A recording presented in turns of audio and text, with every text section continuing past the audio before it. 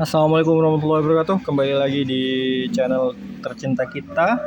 Di video kali ini saya akan banyak berbagi tentang tanaman atau bibit mengalami yang namanya kutilang gitu ya. Kurus tinggi langsing. Nih di sini saya punya banyak bibit yang kebetulan kutilang kayak gitu ya. Jadi mereka kurus, tinggi dan kebanyakan roboh ya guys karena terlalu tinggi seperti itu. Nah, bagi kalian yang mungkin awal-awal, apa sih yang harus dilakukan? Apakah ini gagal semai atau gimana? Enggak, ini enggak gagal semai. Terus pertanyaan selanjutnya, apakah masih bisa ditanam? Iya, masih bisa ditanam.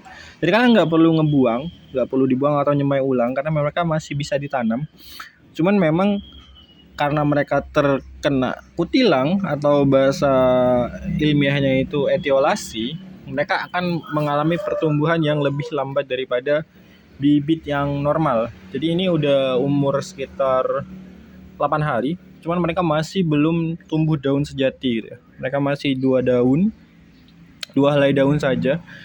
Jadi maka masih belum bisa ditransplant ke tanah, belum bisa diadop ke tanah karena mereka masih daunnya 2. Tanda bahwa mereka udah siap dipindah ke tanah itu biasanya daunnya udah jadi 4 atau 6 kayak gitu ya. Udah ada 4 atau 6 buah daun. Nah, selanjutnya apa sih yang harus kita lakuin kalau bibit atau semaian kita ini kena yang namanya etiolasi atau kutilang gitu ya. Nah, kalian nggak perlu bingung, nggak perlu sibuk nyari nutrisi atau apa karena memang belum ada nutrisi atau obat yang bisa mengatasi kutilang kayak gitu ya. Jadi yang bisa kalian lakukan tinggal kalian keluarin aja gitu ya.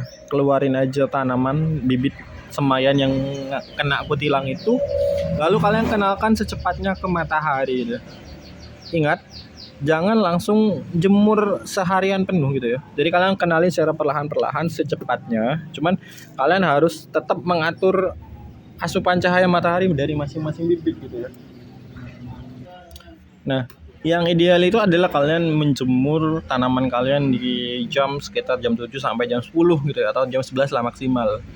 Kenapa harus segera dikenalkan cahaya? Karena salah satu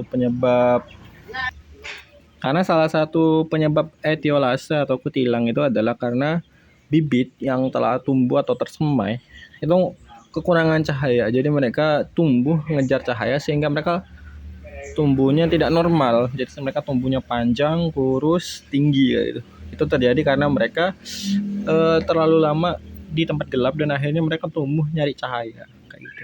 Nah, ini beberapa bibit yang saya semai ini mengalami kutilang karena sempat ditinggal kayak gitu ya selama beberapa hari kayak gitu ya karena ada kesibukan.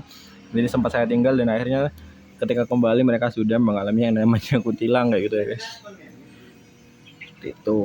So itu dia video kali ini, semoga bermanfaat buat teman-teman yang baru mulai berkebun atau bertani. Semangat, semoga sukses dan jangan takut untuk mencoba, jangan pernah menyerah. Sampai jumpa di video selanjutnya.